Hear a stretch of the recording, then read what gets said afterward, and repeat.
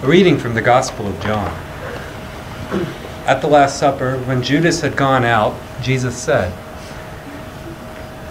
"Now the Son of Man has been glorified, and God has been glorified in him. If God has been glorified in him, God will also glorify him in himself, and will glorify him at once. Little children, I am with you only a little longer. You will look for me, and as I said to the Jews, so now I say to you, where I am going, you cannot come. I give you a new commandment, that you love one another. Just as I have loved you, you also should love one another. By this everyone will know that you are my disciples, if you have love for one another." The word of the Lord. Thanks be to God.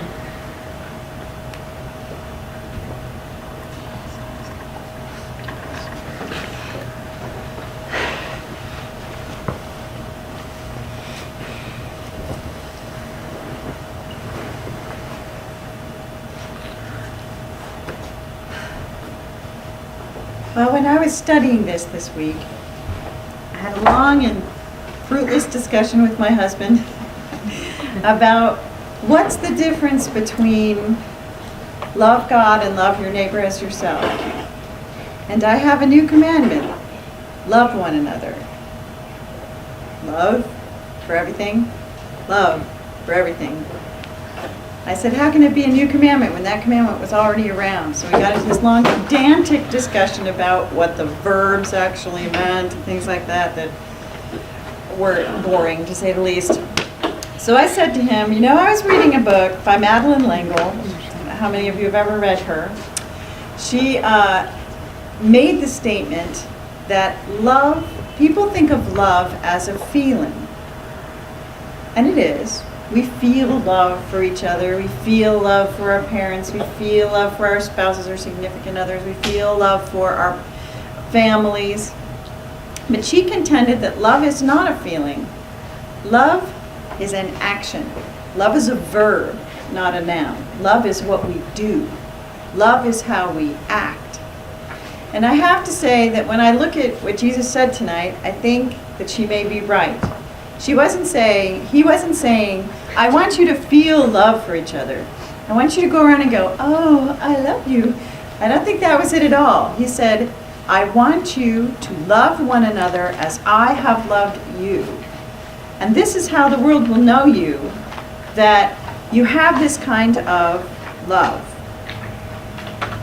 The kind of love that sets down his life for his brothers that were in that truth. The kind of love that healed people. The kind of love that saw the best in everyone that he was with. That he saw God's love in everyone he met. The love that had him go to those people that nobody in society liked, the outcast, the sick, the diseased, the ritually unclean. Jesus was all about actions. Very rarely did he go out and go, oh, I love you, and hug people. That just wasn't what he did. His love was a love of action.